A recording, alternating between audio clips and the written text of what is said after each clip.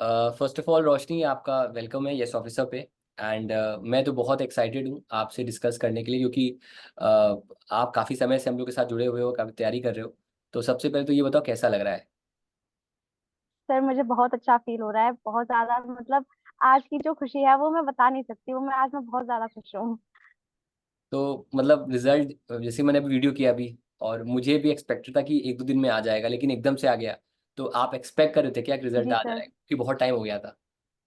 नहीं सर, मुझे कोई एक्सपेक्टेशन आज की तो बिल्कुल नहीं थी। मुझे ये लग रहा था कि 27 के बाद आएगा, क्योंकि हम्म। एक तो आज आरआरबी के फॉर्म्स लास्ट आज डेट थी, तो मुझे यही लग रहा था कि शायद वो आरबी के बाद ही अब रिजल्ट देंगे एसबीआई वाले। तो बिल्कुल भी एक्सपेक्टेशन नहीं थी कि आज आने वाला है।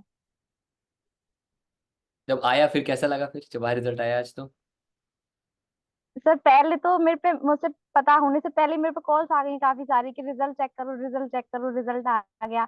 जब मैंने रिजल्ट देखा तो मैंने पहले पीडीएफ में जैसे ही अपना रोल नंबर सर्च किया, पहले तो मुझे लग रहा था कि पता नहीं शायद ना हो। मुझे हम्म। एक पॉसिबिलिटी लग रही थी ना होने की ज्यादा चांसेस मुझे लग रहे थे, क्योंकि अटेम्प्ट मेरे बहुत ज्यादा कोई खास नहीं थे। मेरे सिर्फ 91 अटेम्प्ट थे। बस हम्म। ये है कि मैंने एक्यूरेसी मेंटेन करी थी। तो बहुत ज्यादा मुझे एक्सपेक्टेशन नहीं थी। तो मैं जब पीडीएफ देख रही थी अपना, तो मैंने अपना 5 5 6 6 बार उसमें रोल नंबर चेक किया कि मैंने गलत तो नहीं देख लिया। ये होता है यार, ये होता है, मैं समझ सकता हूँ। तो फाइनली अब रोशनी फिर अब क्या, मतलब अब तो मतलब अभी तो मतलब हम लोग क्या, रिजल्ट आया शायद एक घंटा पहले, और हम लोग विद इन आवर जी बात कर रहे सर। हैं। तो has it sunk in, because आपने बताया कि आपका पहले भी एक एग्जाम में पीएनबी में आप एज ए क्लरिकल कार्डम सेलेक्ट हुए हो। तो मतलब जी सर। कैसा, दोनों फीलिंग कैसी, मतलब जब भगवान से छप्पड़ फाड़ के देता है ऐसा लग रहा है। जी सर, वैसे आरआरबी में भी हुआ था मेरा, और पीएनबी में भी आईबीपीएस के थ्रू हुआ है। तो उसमें भी मुझे इतना ज्यादा नहीं था, क्योंकि उसमें मुझे पता था रिजल्ट मेरा कि जब हम एग्जाम दे के आते हैं तो अपने आप को अपना लेवल पता रहता है कि हम किस लेवल पर है, हमारा ये निकल जाएगा या नहीं निकल जाएगा। अगर नहीं निकलता तो भी हमें एक मतलब पता चल जाता है कि हमारे इतने अटेम्प्ट है ही नहीं। तो एक हम्म। पॉसिबिलिटी हम बना के चलते हैं उस टाइम पे। तो उसमें आरआरबी में और आईबीपीएस में मुझे लग रहा था कि हाँ शायद उसमें तो मेरा हो ही जाएगा। बट एसबीआई का मेरा एकदम अनएक्सपेक्टेड था उसमें, क्योंकि वो इसी वजह से कि एक तो जनरल से था, और हम्म। फिर 91 अटेम्प्ट थे। बहुत ज्यादा अटेम्प्ट नहीं लग रहे थे मुझे। लास्ट ईयर की कट ऑफ फिर भी देख के लगता है कि लास्ट ईयर इतनी कट ऑफ गई थी, पता नहीं इतने अटेम्प्ट पे फिर एक्यूरेसी भी थोड़ी बहुत बिगड़ती है। और फिर जो 25 फेब को जो हुआ था उसको बहुत ज्यादा हार्ड भी बता रहे थे। तो बहुत सारी चीजें कॉन्ट्राडिक्ट कर रही थी आपस में। तो इस वजह से अनएक्सपेक्टेड था कि होगा या नहीं। तो बस। तो पेपर में सबसे मतलब टफ क्या लगा था आपका एसबीआई क्लर्क में। सर जो हमारी वाली शिफ्ट थी, जो 25 है, सेकंड शिफ्ट जो हुई थी, वैसे तो अगर मैं ये कहूँ कि फर्स्ट वाली डिफिकल्ट नहीं थी या सेकंड, ये तो ये तो कहना खैर गलत है, क्योंकि फर्स्ट भी अपने लेवल पे काफी टफ आई थी और सेकंड भी थोड़ी और ज्यादा थी। बस ये है कि सेकंड वाली का लेवल थोड़ा सा और बढ़ा दिया था। फर्स्ट वाली में कुछ चीजें डुएबल थी, लेकिन सेकंड वाली में कुछ भी डुएबल नहीं था। लाइक हम्म। करंट अफेयर्स भी थी तो वो बहुत ज्यादा डीप में थी। क्वांट और रीजनिंग भी बहुत ज्यादा डुएबल नहीं था, और इंग्लिश भी मुझे उसमें पीओ लेवल की ही लगी थी।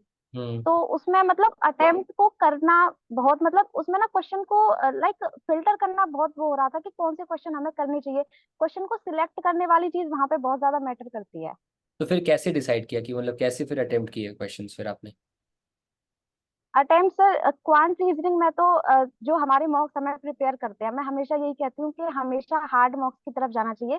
लाइक जो इजी मॉक्स होते हैं या फिर जो एग्जाम के बराबर के जो मॉक्स होते हैं, एग्जाम लेवल के मॉक्स होते हैं, अगर उनकी तरफ जाएंगे तो वो सिर्फ हमें उसी लेवल तक प्रिपेयर करते हैं। सही अब बात। एग्जाम जो है, कंपटीशन बहुत ज्यादा बढ़ रहा है, तो एग्जाम का लेवल अपने आप ही बढ़ेगा।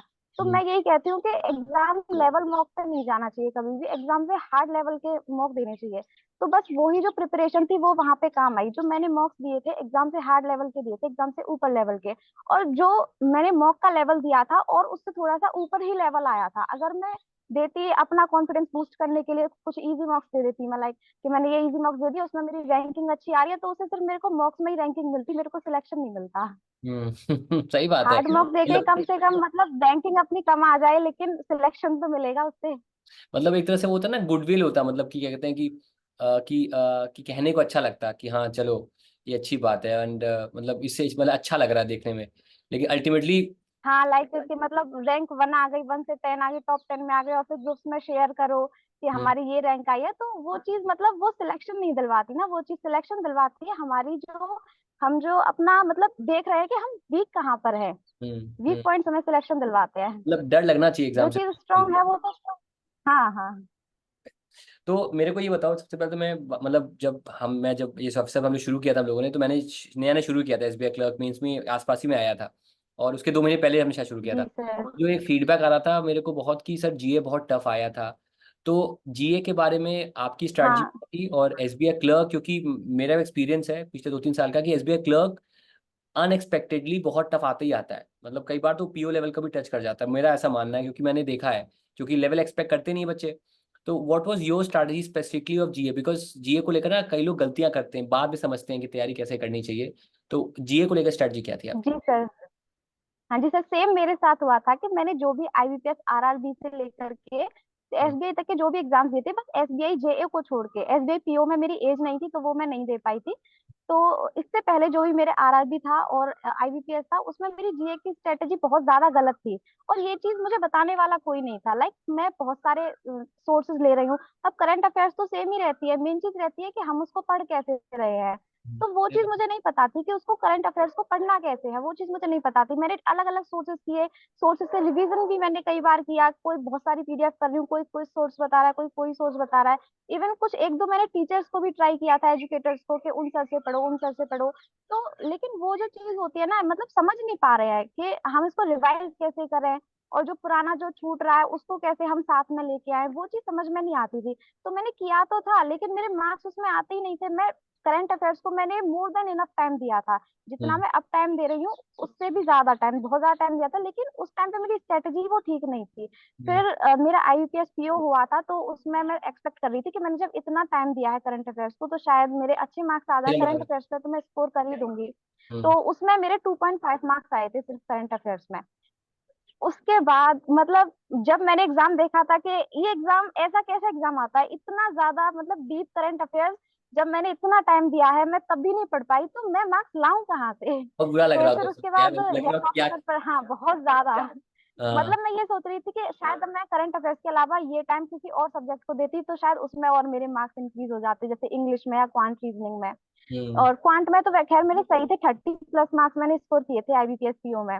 हम्म। और सीए में मेरे बहुत ज्यादा बिगड़ गए थे, तो सीए में फिर मेरा यही था कि अब मैं कैसे करूं।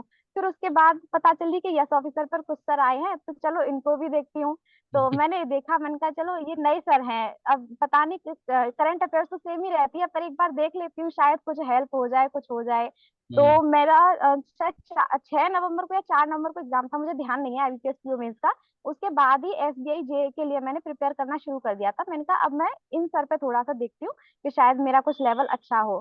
तो हम्म। मैंने क्लासेस लेना शुरू किया। तो मैंने आपकी क्लास ली थी जस्ट, जैसे मेरा एग्जाम था पीओ मेंस का, उसके जस्ट नेक्स्ट डे मैंने आपकी क्लास ली। तो नेक्स्ट डे मैंने 1 नवंबर से आपकी क्लास लेना शुरू किया। और हम्म। उसमें मैंने क्लास में देखा आपकी में करीब 6 से 7 क्वेश्चन डायरेक्ट उसमें आपके थे, जो हम्म। मैं एग्जाम दे के आई थी। हम्म। और मैं वो क्लास देख के इतनी ज्यादा शॉक्ड हो गई, मैंने कहा ऐसे कैसे हो सकता है। मतलब डायरेक्टली मैंने ये इतना क्वेश्चन पढ़ाई किया, तक दुनिया करवा जहां रहे सब कुछ ट्राई कर लिया। हम्म। हाँ, मतलब अगर ये सर मुझे पहले मिल जाते तो मैं करंट अफेयर्स में बहुत अच्छा स्कोर कर सकती थी, और जो मेरा कट ऑफ निकालना मुश्किल हो पा रहा है, हम्म। शायद वो मेरी कट ऑफ भी मुझे नहीं हो पाती। मतलब 6 से 7 क्वेश्चन तो मुझे एक ही क्लास में मिल गए। अगर मैं इनको डेली पहले मुझे पता होता तो मेरे तो बहुत अच्छा। अच्छी बात, सही बात है। अग्रीड। उसी दिन से मैंने सोच लिया कि सोर्सेस को छोड़ो, कुछ सर पे जाओ। और फिर जब से मैंने आपकी क्लास ली, तब से मेरे को पढ़ना आया कि करंट अफेयर्स को पढ़ते कैसे हैं। नहीं, अच्छी बात है यार, कि मतलब first of all thank you कि आपने ट्रस्ट किया हम पे, मुझ पे स्पेसिफिकली। एंड इस पर निकल गया तो ओवरऑल। रोशनी क्या कहोगी, मतलब अब तो मतलब सर से बाहर वैसे भी उतर गया था पीएनबी क्लर्क बनने के बाद, और अब तो एकदम ही मतलब एक सोने पे सुहागा हो गया कि अब एसबीआई क्लर्क भी बन गया, अब एसबीआई क्लर्क ही आप जी ज्वाइन कर सर। रही। तो इवेंचुअली आप क्या एडवाइस हाँ करोगे, जी सर। एंड में क्या एडवाइस करोगे अपने अपने कलीग्स को, अपने फ्रेंड्स को, क्योंकि देखो अब आप ना एक लेवल ऊपर आ गए हो, मतलब अब आपको लोग लुकअप करेंगे कि चलो यार हमारे जानने वाली कोई हमारी बहन है, या हमारी नीस है, हमारी भांजी है, जो भी है, हमारा फ्रेंड है, हमारी फ्रेंड है। तो जी सर। योर एडवाइस ओवरऑल कि मतलब तैयारी का अगर आपको 2-3 सेंटेंस में बताना, समअप करना है कि तैयारी बैंक की कैसे की जाए, तो कैसे करोगे आप?